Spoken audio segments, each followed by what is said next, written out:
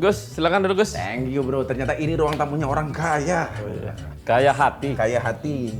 Brur, tadi gue sempat nih tanya-tanya keliling tetangga-tangganya si Brur nih.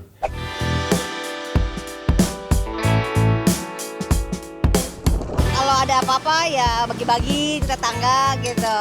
Ya sama tetangga ya ramah gitu. Ya saling kalau ketemu saling sapa apa dia kan sibuk ya jarang di rumah gitu. Dermawan lah. Kata mereka, seorang Ahmad Sahroni itu dermawan. Menurut Bro Roni? Namanya Sahroni bukan Dermawan. Oh iya, iya. Gua ketemu orang kaya jadi gua ya. Menurut tetangganya, seorang Ahmad Sahroni ini dermawan. Nah, emang siapa sama mereka sih? Jadi alhamdulillah dari 2003 setelah bergeser dari perusahaan yang pernah gua kerja, di situ berlatih untuk belajar berbagi. Dari 2003. Dari 2003. Jadi terutama tetangga kanan kiri depan belakang. Jadi dari situlah mulai belajar untuk berbagi dan alhamdulillah sampai hari ini tetap dilakukan hal yang sama, berbagi. Jadi mungkin bahasa dermawan bagi tetangga adalah karena peduli dengan tetangga. Oke, jadi tetangga kanan kiri depan belakang. Maka kalau kalian para kameramen nggak dapat ya maklum, kalian bukan tetangga.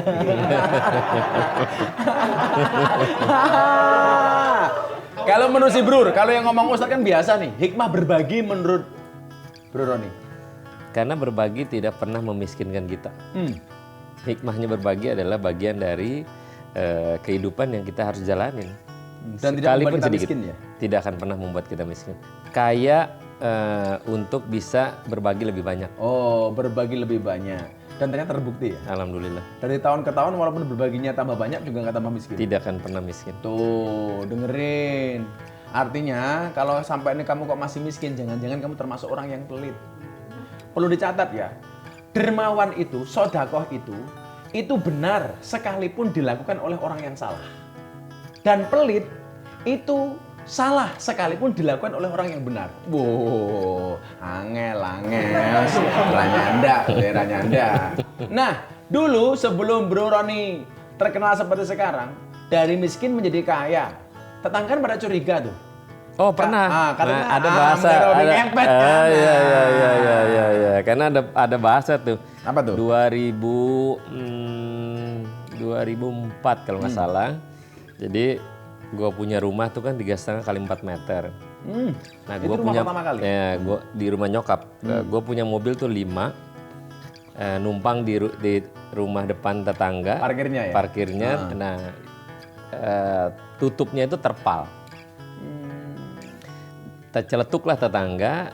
Ya itu tadi yang lagi ngetren. Babi ngepet. Itu anaknya Tante Peggy. Babi ngepet kayaknya. Kok kaya banget gitu. Nah, Mobil sampai 5. mobil sampai 5. Rumahnya masih 3,5 kali 4. Karena kita leasing mobil, ada salah satu bank yang sudah tutup. Survei di lokasi sampai dia nyeletuk. Ini mahalan mobilnya daripada rumahnya. Besokannya gue bayar cash. Nggak mau kredit? Nggak mau kredit. Tuh, orang kaya. Kamu datang ke bank pura-pura pakai dasi, pakai jas. Kredit. Makanya. Tapi jangan salah. Kredit itu penting buat kita. Kenapa bro?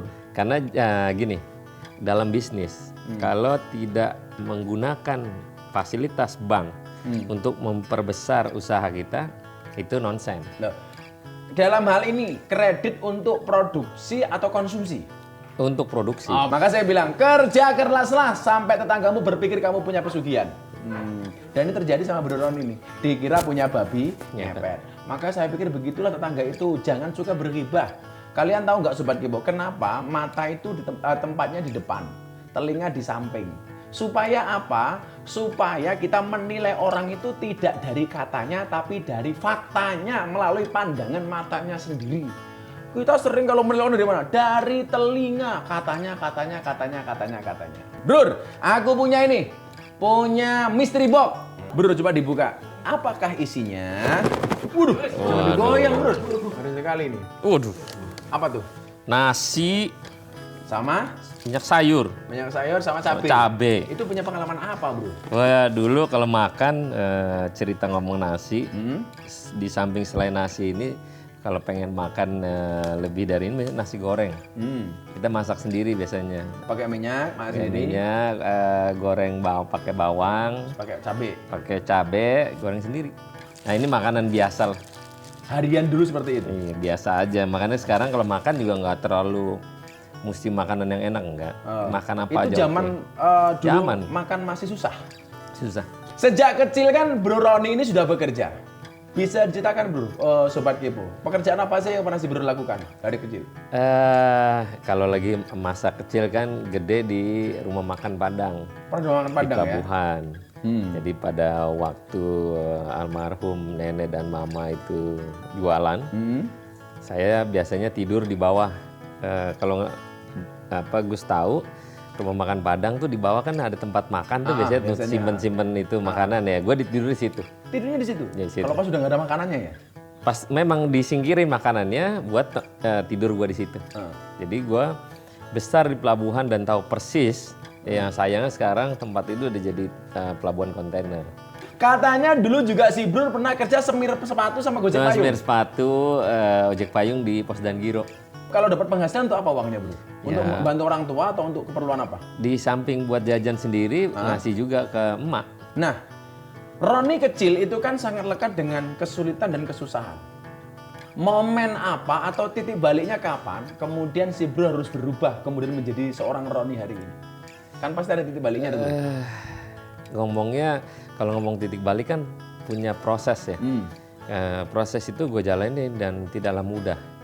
Perlu caci makian lagi. Hidup ada satu om yang sudah almarhum aja, itu dia yang dulu kerja di Departemen Keuangan. Di antara keluarga dialah yang kaya lah. Nah, jadi gue tinggal di rumahnya dia itu, kalau bangun subuh, sholat subuh gue ngepel, cuci piring, cuci mobil, dan kalau manasin mobil tuh gue selalu ngayal-ngayal aja. Apa nih gue punya kalau kayak gini, kayak begini. Gue dari dulu tuh udah ngayal gitu. Dulu kan pernah nyopir. Berapa tahun Bro jadi sopir? 2 tahunan lah. 2 tahun. Dari sopir kemudian pindah ke kapal pesiar. Kapal pesiar, balik Berapa lagi, tahun, supir Bro? lagi. Oh, sopir lagi? Supir lagi. Kalau kerja di kapal pesiar, sebagai apa posisinya waktu itu? Tukang cuci kuali. Jadi Kalau itu gajinya? Oh, wali gede itu? kalau itu gajinya 1.500 dulu, US? US. Oke. Kan dulu masih 2.000. Tahun Dolarnya masih 99 2.000 ya? masih 2.000. Berarti sekitar 3 jutaan lah ya? Enggak dong. 1.500 dipotong pokoknya bersih-bersih 1.100 lah. 1.100. Gitu. Jadi 1.100 itu kan kalau dipotong lagi sama agent di sini dapatnya lebih ringan, lebih kecil lagi, Lebih kecil 800-an lah 800 US per bulan. per bulan. Pekerjaannya apa aja itu? Nyuci kuali. Kalau gede-gede gitu? Yang segede gaban itu yang mungkin setangan gue ini lebih gede lagi.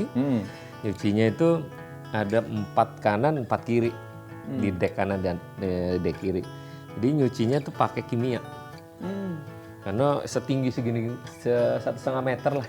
Gedenya itu? Itu tingginya tuh kuali. Jadi kalau nyuci tuh harus pakai cairan kimia, kalau enggak nggak bisa. Nah pada saat pertama belajar itu kan harus pakai sarung tangan. Gua nggak betah. Jadi cuci, lepasin sarung tangan, ini semua merah. Itu tiap hari. Sehari berapa kali kerja tuh? Pagi dan 2 sore? kali. Oke. 2 kali. Nah, banyak orang kan juga pengen kerja di kapal pesiar. Tapi pada akhirnya kenapa Bro Roni memutuskan untuk pulang ke Indonesia? Karena waktu itu nggak betah. Karena? Ya itu kerjanya udah kerja lebih dari kuli pelabuhan Tanjung Priok. Jadi sehari tidur cuma paling top 2,5 jam lah Per hari? per hari. Wow. Nah kabur ke Atlanta. Oh, artinya perginya dari tempat kerja itu bukan baik-baik? Kerja baik-baik. Pulangnya dengan alasan, Oke. dengan alasan orang tua sakit lah, tapi gue kabur gitu. Oke. Dengan visa, pakai visa pelaut. Itu dari berangkat sampai ke tempat border itu nggak tidur-tidur. Kenapa? Karena berdoa kalau ketangkep imigran langsung dipenjara, dideportasi. Deportasi. Nah akhirnya berdoa sepanjang jalan, alhamdulillah tuh waktu itu petugas nggak ada. Oke. Gara-gara doa mungkin ya? Ya mungkin juga gara-gara doa, akhirnya setelah jalan 100 meter keluarin border itu Akhirnya gue bisa tidur, sampailah ke Atlanta. Di Atlanta gue kerja. Tuh, intinya apa? Masalah itu membuat kita menjadi dewasa. Makanya kalau kamu pengen dewasa, sering-seringlah Masalah.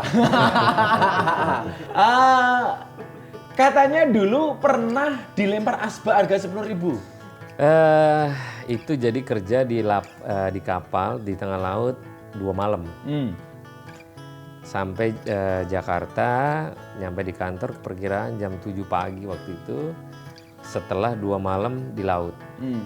Jadi langsung dia nembak, lu maling katanya. Langsung bilang maling. Orang Tanpa masih hidup bukti? tanpa bbukti. Nah, pada kerja 2 malam, gue menghasilkan luar biasa waktu itu. Mau dilempar asbak. Dari situ gue kenapa masih ingat, nah orangnya juga masih hidup. Sampai sekarang. Masih ada. Wow. Dan sewaktu-waktu dia selalu telepon gue, ujung-ujungnya pinjam duit lah untuk ini gitu. Enggak, berujar Pak. Jadi, masih ingat asbaknya Pak? Kalau bos yang kecil ya, gue selalu sindir. Karena waktu itu gue setiap minta pulsa 10.000 nggak pernah dikasih. Dan kalau dia untuk dugem karaoke itu habis puluhan juta satu malam. Itu dia habisin. Tapi minta 10.000 aja nih Nggak untuk dikasih. pulsa nggak dikasih.